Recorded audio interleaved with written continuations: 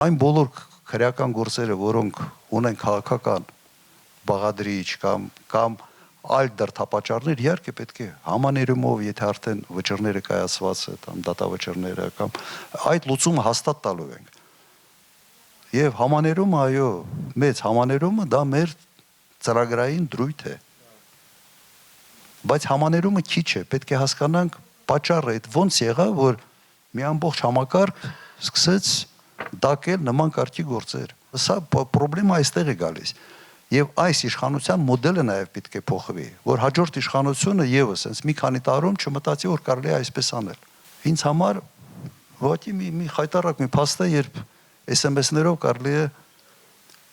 BDԽ-ի նախագահ ազատել, SMS-ով կարելի է քննչական կոմիտեի նախագահ ազատել, հակակոռուպցիոն եւ այլն, SMS-ով։ Դա եղել չեն անում, կան չեն ասեն, այս բանը սխալ է սարել։ Դրա համար լավ կլինի քեզ հորդորում ենք դուրս գաս։ Այսօր հանրությունը տենց էլ չգիտի պատճառները որն են։